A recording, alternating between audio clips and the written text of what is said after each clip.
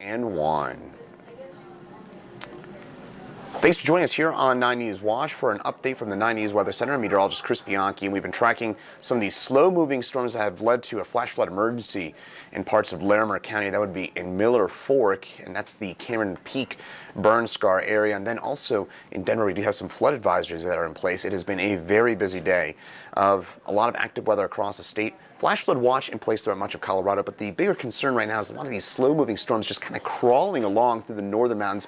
Widespread view right now. Again, we do have quite a bit of activity, mostly concentrated north of I-70 in the mountains, but we do have some stronger showers and storms in around Park County as well. The biggest concern points, as I mentioned, it's up here. It is in northern Colorado, and specifically the Cameron Peak, the East Troublesome, and the Williams Fork burn scars. Those are the three main burn scars, and in particular, it is the Cameron Peak burn scar that is of highest concern right now, where we have a flash flood emergency.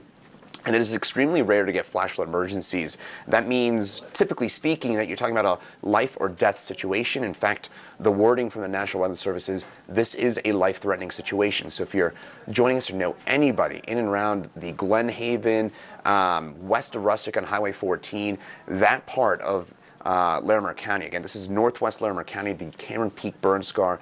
That is the area of highest concern. Again, life or death situation, likely some mudslides ongoing as we speak up that way. Now, also looking here in through parts of western Boulder, as well as down through Clear Creek and Grand counties, we're seeing some slow-moving storms, as well as some here into the Denver metro area that have fired within the last hour or so. I can tell you what, Chief Meteorologist Kathy Sabin and I were just talking about the heavy rain just outside of our windows here, about 20 feet away to my left right now. We're seeing some very heavy rain here at Logan and Spear in central Denver. Meantime, in northern Colorado, we had some very strong storms move their way through the Wellington area and also just the north of Fort Collins as well.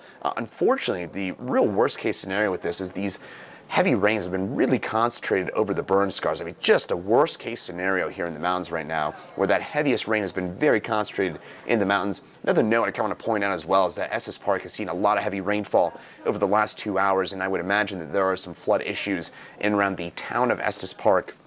In addition to the burn scars, of course, Estes Park just outside of some of those burn scar locations as well. A little further west, this is the East Troublesome burn scar, just the east of Kremling, in and around Grand County and Highway 40, as well as Highway 125. Those are the areas that have seen already some flash flooding. Unfortunately, that is likely to continue, though a little bit of good news for the East Troublesome burn scar in particular right now, as we've seen a little bit of that heavy rainfall just push away from that. Frisco, Silverthorne down through Leadville. We're seeing some pockets of some heavy rainfall at this hour as well. Park County getting hit pretty hard so far here today, as well as over into Chaffee County. Southern Colorado, Saguache, that would be up by Levada Pass, where we do have some very heavy rainfall moving its way through that region. And the San Juans are getting hit very hard once again here, with a lot of lightning concentrating through the San Juans on up through Cortez, Telluride, and on south into the Pagosa Springs and Durango area. That would mean probably Monarch Pass on south through Red Mountain Pass, looking at a lot of tricky issues at this point as well. Now I'm going to take a look at the forecast before we get on out of here. We do have some of that heavy rainfall that's expected to continue over the next few hours. I would say for Denver in particular, probably the next hour or two is going to be the busiest time. We do have those slow-moving storms sitting right over the heart of the metro. Those should gradually ease. By about 8 or 9 o'clock, we'll kind of transition to more just plain old rain, not this kind of thunderstorm downpour, hail-embedded rainfall. This will be more of that lighter rainfall by the time we get to about 9 o'clock or so tonight.